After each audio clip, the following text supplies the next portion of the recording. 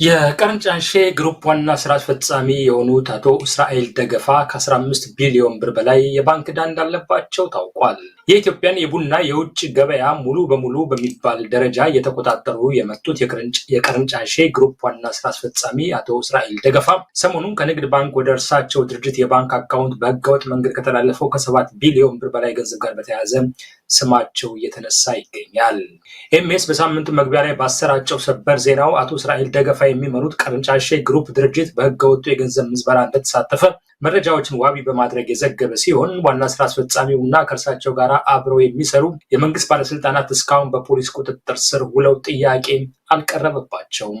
የኢትዮጵያ ንግድ ባንክ ኤምኤስ ያሰራጨውን ዜና ተከትሎ ገንዘቡ ሊዘረፍ ሲል እንደደረሰበትና በዚህ የተሳተፉት ግለሰቦች ደግሞ በፖሊስ ቁጥጥር ስር ውለው ምርመራ የተደረገባቸው መሆኑን መግለጫ በማውጣት ለኤምኤስ ዘገባ ምላሽ ሰጥቷል። ምንም እንኳን ንግድ ባንክ የተዘረፈ ገንዘብ የለም ቢልም በተለያዩ አካውንቶች ውስጥ ገንዘቡ ከ2 ወራት በላይ ለሆነ ጊዜ ተላልፎ መቆየቱንና መጨረሻ ላይ ገንዘቡን በተከፋፈሉ ሰዎች መካከል በተፈጠረ የክፍፍል ልዩነት መጠን መረጃው ለፖሊስ እንዲደርስ ተደርጓል። የፌዴራል ፖሊስ ጉዳዩን በቅርበት ቢመረምርም በዝርፊያው ውስጥ ከፍተኛ የሚባሉ የመንግስት ባለስልጣናትና ታዋቂ ሰዎች ሳይቀር የተሳተፉበት በመሆኑ ገንዘቡ እንደተመለሰ ተደርጎ ጉዳዩ እንዲድበሰበስና የሚፈለጉ ሰዎችም እንዳይጠየቁ ለማድረግ እየተሞከረ መሆኑን የኤምኤስ ምንጮች ገልጸዋል። ከገንዘብ ዝርፊያው ጋር በተያያዘ ስማቸው የተነሳው አቶ እስራኤል ገደፋ በአሁኑ ወቅት በኢትዮጵያ ውስጥ ካሉ በጣት ከሚቆጠሩ ባለሀብቶች መካከል ቀዳሚ ከሚባሉት የሚመደቡ ሲሆን አምና በኢትዮጵያ ብሮድካስቲንግ ኮርፖሬሽን የኢትዮጵያ ንግድ ባንክ የቴሌቪዥን ፕሮግራም ላይ በነበራቸው የገና በዓል ልዩ ዝግጅት ላይ በ50 ሺህ ብር የባንክ ብድር ተነስተው ቡና በመነገድ በአሁኑ ሰዓት ካፒታላቸው 7 ቢሊዮን ብር መድረሱን ገልጸው ነበረ።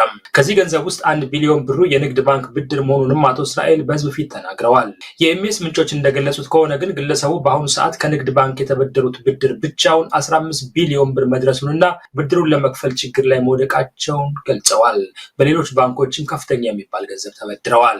በቀድሞው ደቡብ ክልል በይርጋለም ከተማ ተወልደው ያደጉት በቅጽል ስማቸው ቤቢ ቀርጫሼ የሚባሉት አቶ እስራኤል በአሁኑ ሰዓት በኢትዮጵያ ውስጥ ሌላው መንግስት ናቸው ይላሉ ምንጮቻችን።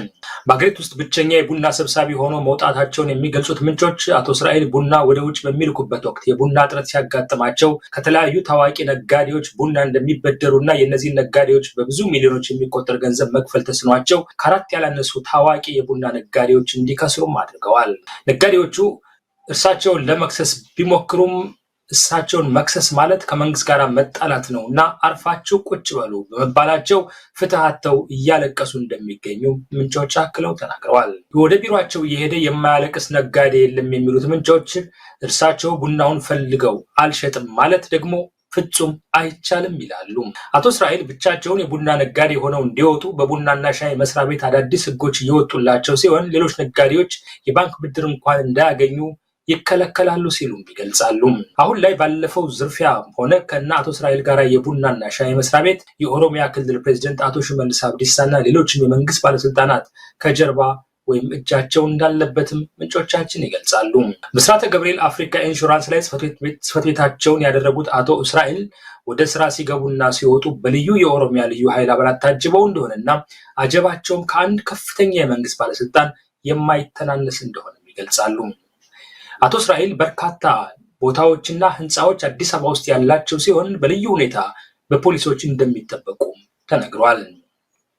ከኢትዮጵያ ወደ ውጭ ሀገር የሚወጣውና የሚሸጠው ቡና ገቢ አብዛኛው ወደ ሀገር ውስጥ እንደማይገባና በውጭ እንደሚቀር የሚናገሩት ምንጮቻችን በዚህ ሂደትም በርካታ የኦሮሚያ ክልል ባለስልጣናት ተሳታፊዎች እንደሆኑ ይገልጻሉ። ቀርጫሼ ግሩፕ አምና አንድ ኦዳ ነገሌ የሚል ስያሜ ያለው የመጀመሪያ ደረጃ ትምህርት ቤት አባገዳዎች፣ ከፍተኛ የመንግስት የስራ ኃላፊዎችና የአካባቢው ማህበረሰብ በተገኙበት ሰርተው አስረክቧል። ባለፈው ታህሳስ ወር መጀመሪያ ላይ ጠቅላይ ሚኒስትር አብይ አህመድ የአቶ እስራኤል የቡና ማሳን የጎበኙ ሲሆን በዚህ ወቅትም በቀርንጫሼ የለማው መሬት ሜካናይዝድ እርሻን በመጠቀም አመርቂ የሆነ በሄክታር የ60 ኩንታል ምርት የሚያስገኙ ሲሉ አወድሰዋቸው ነበረም። የአቶ እስራኤል ቀርንጫሼ ግሩፕ በእርሻ፣ በማኑፋክቸሪንግ፣ በአውቶሞቲቭ እና በሆስፒታሊቲ ዘርፍ የተሰማራ ኩባንያ ነው። በዚህ ዘገባ ዙሪያ የአቶ እስራኤል ደገፋን አስተያየት ለማካተት የተደረገው ተደጋጋሚ ጥረት አልተሳካም። አስተያየታቸውን እንዳገኘን ይዘን የምንቀርብ መሆኑንም ለመግለጽ እንወዳለን።